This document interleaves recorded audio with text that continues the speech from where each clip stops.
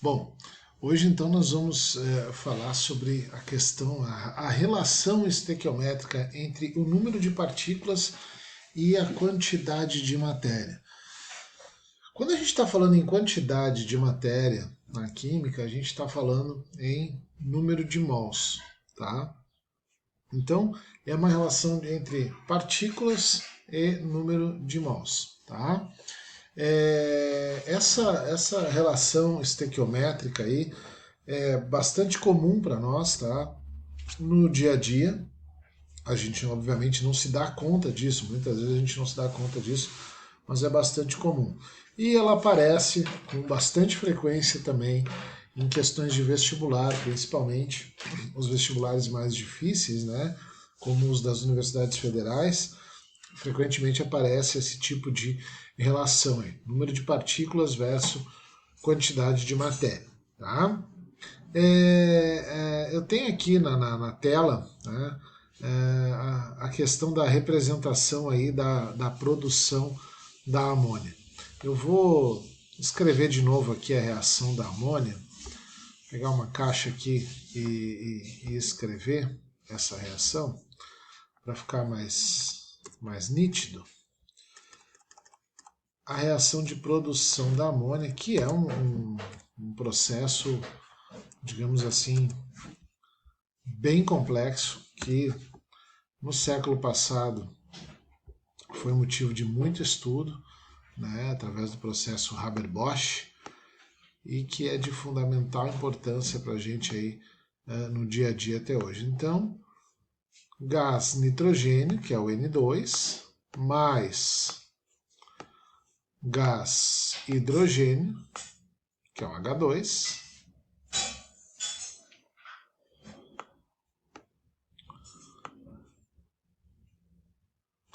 vão formar então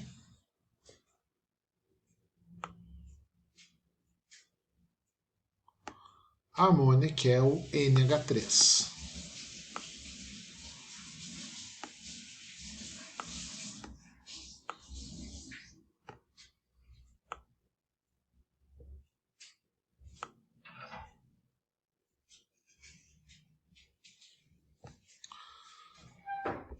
Aqui está a equação, ela não está balanceada ainda.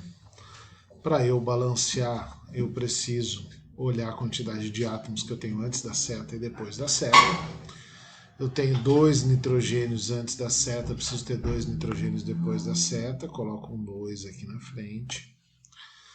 Eu passo a ter 2 nitrogênios aqui, mas aí eu também preciso entender que eu tenho 6 hidrogênios, 2 vezes 3, 6 hidrogênios aqui nessa molécula da amônia. Então preciso ter 6 hidrogênios aqui antes da seta, por isso eu boto um 3 na frente do H2. 3 vezes 2, 6H2. Bom, ela está balanceada, ela ocorre no estado gasoso, ou seja, isso aqui é gás nitrogênio, isso aqui é gás hidrogênio, e a amônia aqui também aparece para a gente também no estado gasoso. Bom, a relação aqui é a seguinte, esses números que estão na frente, por exemplo, o número 2 na frente da amônia, indica a quantidade de matéria de 2 mols de amônia. O número 3 na frente do gás hidrogênio, do H2, indica a quantidade de matéria de 3 mols de gás hidrogênio. E aqui, na frente do N2, eu não tenho número nenhum, né, porque eu balanceei e vi que não precisava colocar número nenhum. Quando eu não tenho número nenhum, eu subentendo que ali tem o número 1. Tá? Eu subentendo que ali tem, então, o número 1. Então, o que eu posso dizer? Que é 1 mol de gás nitrogênio mais 3 mols de gás hidrogênio, formando 2 mols de gás amônio. É isso que está acontecendo aí nessa equação. Essa equação, a gente sabe que na atmosfera, a nossa atmosfera é carregada de N2. Tem muito mais gás nitrogênio do que gás oxigênio na atmosfera. Perfeito. Então, eu também tenho gás hidrogênio na atmosfera. Daí alguém pode se perguntar, bom, se eu misturo nitrogênio com hidrogênio e formo amônia, então eu tenho formação de amônia na atmosfera. Na atmosfera terrestre isso não acontece facilmente, porque essa reação aí para a produção de amônia, ela acontece sob uma temperatura muito elevada e sob uma pressão muito elevada. Então esse processo é bem difícil para acontecer. Não acontece naturalmente essa reação, tá? Eu preciso ter um reator apropriado para isso e é bem complexa a montagem desse reator. Foi o motivo de estudo no século passado no processo Haber-Bosch, que revolucionou, né, tanto a indústria química quanto a sociedade naquela época por diversos outros fatores. Mas eu não vou entrar nesse contexto científico-social aqui agora, vamos para a parte mais matemática da coisa. Então, em outras palavras, o que eu tenho? Eu tenho 1 mol de gás nitrogênio formando 2 mols de gás amônia. É isso que eu tenho. A gente sabe que 1 mol de qualquer coisa, em termos de partículas, equivale a quê? 1 mol de qualquer coisa, em termos de partículas, equivale a 6,02 vezes 10 na 23 partículas. A gente precisa ter isso muito claro. 1 mol de qualquer coisa equivale a 6,02 elevado na 23 partículas. Tá? Aí essas partículas, leia-se átomos, íons,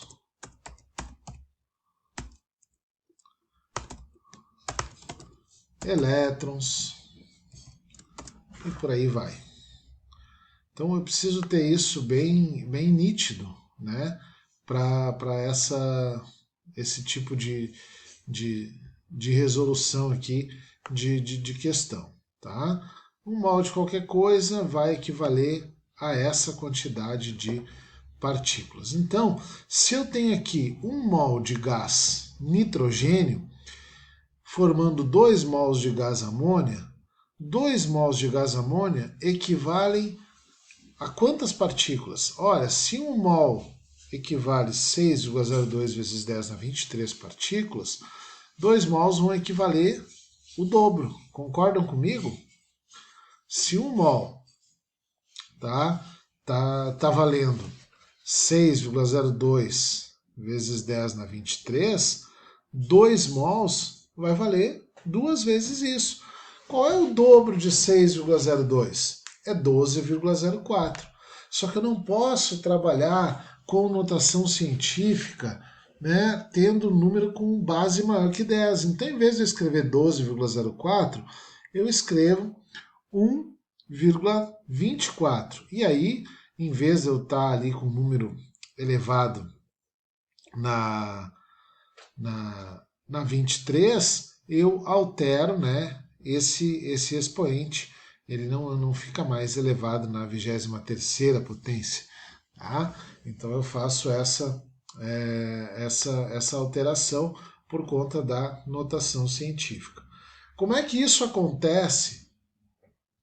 Como é que isso cai para a gente, né? Numa questão normal assim, tá? Numa questão de prova, numa questão cotidiana aí da gente. Vamos dar uma olhadinha aqui. Então, a gente pode, por exemplo, ter um exercício, né, onde ele dê uma equação, que nem está dando aqui, e peça para a gente o balanceamento, a quantidade de matéria, que é o número de mols, a massa e o número de partículas. Então, eu olhando essa reação aqui do carbonato de chumbo, que é o PbCO3, o carbonato de chumbo, ele forma o óxido de chumbo mais o CO2. Eu tenho um chumbo antes da seta, que é um Pb, tenho um Pb depois da seta. Então fica 1 a 1 para os chumbos. Tem um carbono antes da seta, que é o C, um carbono depois da seta, que é o C ali. Tá 1 a 1 os carbonos, está ok. Tenho 3 oxigênios antes da seta, e depois da seta tem um oxigênio aqui, mais 2 oxigênios aqui. Tenho 3 oxigênios também. Resumo, nesse caso, eu não preciso colocar nenhum coeficiente estequiométrico na frente, né? Tá tudo balanceado. É tudo 1. Quando eu não tenho nenhum número na frente, eu entendo que é 1. Então, em termos de quantidade de matéria, eu vou ter 1 mol de carbonato de chumbo, que é o PbCO3, formando 1 mol de óxido de chumbo, que é o PbO, mais formando também 1 mol de CO2. Tá? Quando ele está falando em massa, para eu ter a massa dessas substâncias, eu vou pegar a massa atômica na tabela periódica de cada elemento químico, né, e vou fazer o cálculo de massa molar. Então, o cálculo da massa molar do PbCO3, que é o carbonato de chumbo, dá 267. O cálculo da massa molar do PbO dá 223 e do gás carbônico dá 44. Bom, se eu tenho 1 mol de cada um dos constituintes aí dessa equação, o número de partículas de cada um vai ser sempre o mesmo, 6,02 vezes 10 a 23 partículas.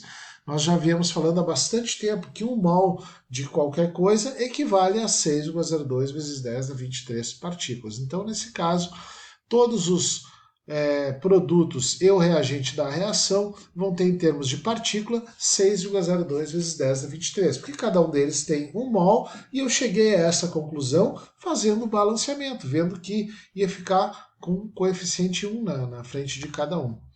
No exemplo de baixo aqui, a gente pode verificar que fazendo o balanceamento eu vou ficar com o 2 na frente do HCl e com o 2 na frente da água. 2 HCl, 2 moléculas, 2 mols de água aqui. Então eu tenho HCl, que é o ácido clorídrico, mais o hidróxido de cálcio, que é o CaOH2, formando o cloreto de cálcio, que é o CaCl2, mais água, beleza? Bom, fazendo o balanceamento eu chego à conclusão que eu vou ter 2 mols de ácido clorídrico reagindo com 1 mol de hidróxido de cálcio, formando 1 mol de cloreto de cálcio mais 2 mols de água. É isso que eu tenho. Aí o que eu vou ter em termos de partículas, né, dessas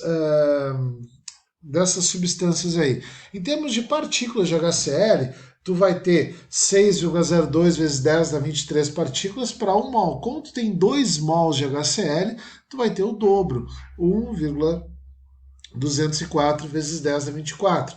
Né? O dobro de 6,02 seria 12,04, mas eu não posso trabalhar com uma notação científica com uma base maior que 10, então eu coloco uma vírgula uma casa para trás. Então eu vou ter ali 12,204 vezes 10 na 24. Isso falando em termos de partículas, né, para o HCl. Qual é o número de partículas do hidróxido de cálcio, que é o CaOH2? Bom, eu tenho 1 mol de hidróxido de cálcio. Eu cheguei a essa conclusão por quê? Porque não precisou ir nenhum número aqui na frente do hidróxido de cálcio. Então, 1 mol de qualquer coisa, inclusive de hidróxido de cálcio, vai equivaler a 6,02 vezes 10 na 23 partículas. Qual é o número de mol do sal que foi formado? Essa aqui é uma reação entre um ácido e uma base, que nós chamamos de reação de neutralização, forma sal mais água. Então, o sal formado, que foi o cloreto de cálcio, que é o CaCl2, ele tem qual número aqui na frente? Não precisou colocar nenhum número aqui na frente, né, no meu balanceamento. Então, ele tem 1 mol. 1 mol de cloreto de cálcio tem quantas partículas? 6,02 vezes 10 a 23 partículas. Não esquece esse númerozinho, que é o número da constante Avogadro. Ele sempre vai estar presente para a gente aqui na química. Agora, na água, eu precisei colocar um 2 na frente da água no meu balanceamento. Né? Então, a água, eu tenho 2 mols de água. Ora, se 1 mol de água seria 6,02 vezes 10 a 23, 2 mols de água vai ser 12,04 vezes 10 a 23. Eu não escrevo 12 porque eu não posso ter notação científica com base maior que 10. Isso é matemática lá do ensino fundamental. Tá? Então, eu preciso colocar a vírgula uma casa para trás. Então, em vez de eu escrever 12, eu escrevo 1,2. E aí eu compenso ali no expoente do 10. Então, vou ter essa quantidade de partícula, 1,2 vezes 10 a 24 partículas de água. Por que a gente usa esse número de Avogadro? Para expressar, né, algo extremamente pequeno, que seriam aí essas partículas, pode ser átomos, íons, elétrons, coisas extremamente pequenas, né, e que estão em grande quantidade. Se vocês pararem para pensar, esse número, vezes 10 a 23, ou vezes 10 a 24, é um número extremamente grande, extremamente alto. Tá? É realmente uma constante para que a gente possa fazer essa proporção entre número de mols, que é a quantidade de matéria, e quantidade de partículas. Beleza? Qualquer dúvida é só me deixar uma mensagem aqui me perguntando.